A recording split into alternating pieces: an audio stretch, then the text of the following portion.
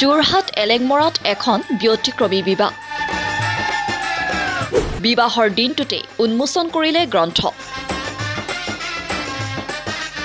হয়, যোৰহাট এলেংমৰাৰ কবি তথা সাংবাদিক সংগীতা বৰাই সদাব্যস্ত সাংবাদিকতাৰ ক্ষেত্ৰখনৰ লগত জড়িত হৈ থাকিও অব্যাহত ৰাখিছে সাহিত্য চৰ্চা।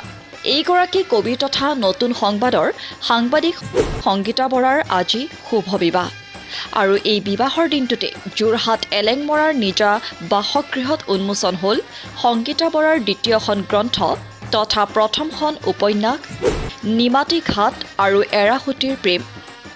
উপন্যাসখন শুভ উন্মোচন কৰে অসম সাহিত্য সভাৰ প্ৰাক্তন প্ৰধান সম্পাদক আবিধানিক পণ্ডিত তথা গৱেষক ডক্টৰ বসন্ত কুমাৰ গোস্বামীয়ে।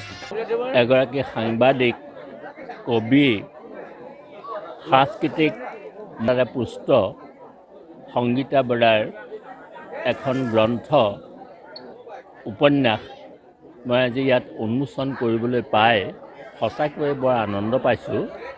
আজি এমাহমানৰ আগত তেওঁ এখন কবিতাৰ পুথি উন্মোচন কৰিছিলোঁ আৰু আজি বিয়াৰ দিনা অন্ততঃ ই এক ব্যতিক্ৰম প্ৰচেষ্টা বুলি মই অনুভৱ কৰিছোঁ।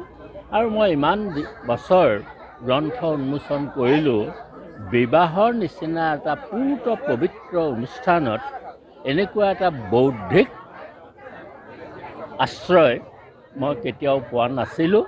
আৰু আজি সংগীতাৰ এই যিটো যাত্ৰা, ব্যতিক্ৰমী যাত্ৰা, এই যাত্ৰা নিৰন্তৰ হওক, নিৰৱধি হওক আৰু তেওঁ সদায় এনেধৰণৰ কাম কৰিবলৈ মানসিক শক্তি পাওক।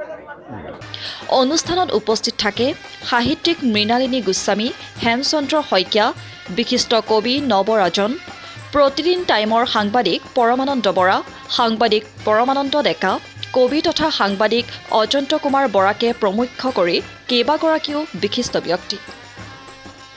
আজি মোৰ পবিত্ৰ বিবাহ আৰু এই বিবাহৰ দিনটোতেই মই এটা ব্যতিক্ৰমী প্ৰচেষ্টা কৰিলোঁ যে নিমাতী ঘাট আৰু এৰাসুতিৰ প্ৰেম মোৰ দ্বিতীয়খন গ্ৰন্থ আৰু উপন্যাস হিচাপে প্ৰথম। এই গ্ৰন্থখন মই উন্মোচন কৰাৰ কথা ভাবিলোঁ আৰু সেইমতে সকলো হৈ উঠিল।